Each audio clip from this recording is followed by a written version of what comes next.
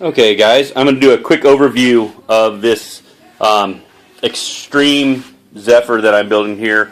It is the Z2 wing set with the ZXL wingtips added to it. And what's nice about the ZXL wingtips is you can cut them down to size to make the Z2, ZXL, whatever you end up wanting to do. I'm calling this one the ZXR because it's kind of a going to be built for speed and flying heavy and putting a bigger motor on it and running 6 or 8S in it. So what I've done is I've taken the wingtips and I've cut that much off. And you can see the standard spar slot at the top there. What I've done is added a secondary spar 1 inch below it. Same spot, and I did that the same because here's the standard spot. What I did is add one just below it.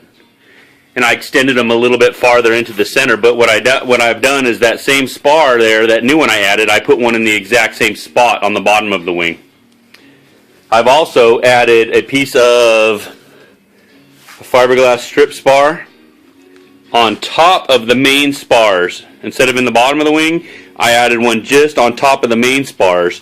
And when I did that, I threw a 24-inch servo extension in on top so I can feed my PPM to my Dragon Link, and then also get the feed from my video transmitter here on the other side. So I threw that in on top of it after I CA'd that in, and then I went through and dripped some Gorilla Glue down into that slot. But it goes right over the top. And then over the firewall, in between the bays, I did the same thing again. I dropped another spar directly over that firewall, and I did the same thing on the bottom. Since this thing's going to be hauling the mail, I wanted to make it really have some nice internal center strength.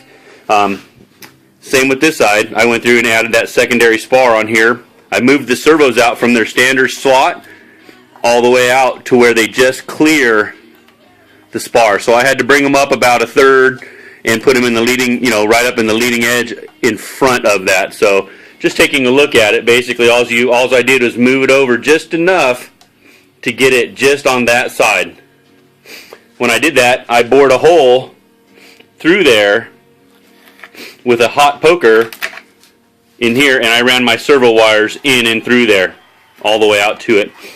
The outer servo slots, I've just filled them in with PU. I'm going to go ahead and run some spackle over everything now, all over the regular slots, over the joints where the wings join.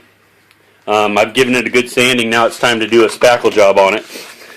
On the inside, you can see I've cut these in quite a far distance on both sides, so we can fit the Ruby, the voltage regulators, any of the flight gear that you might want to put in there. And I did that prior to gluing the wing halves together.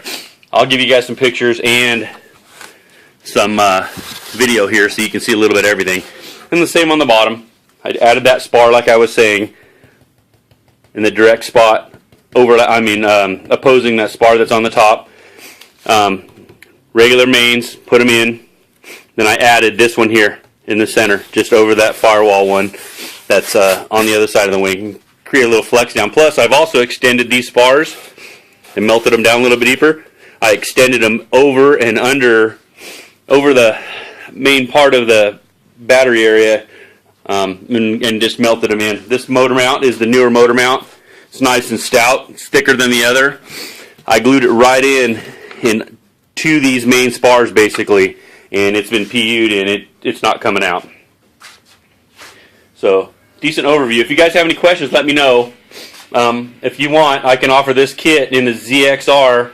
You can cut it down to whatever size you want. You can build it into the ZXL or whatnot, but the R is going to stand for all this extreme extra stuff, the sparring and everything in it. So if you want to build one kind of like this, you can. And I'll do another build video here in a little bit on the next steps. It's going to be covered in 5mm film, so it's going to be really stout, and it's going to be built to rail. So we'll talk to you later.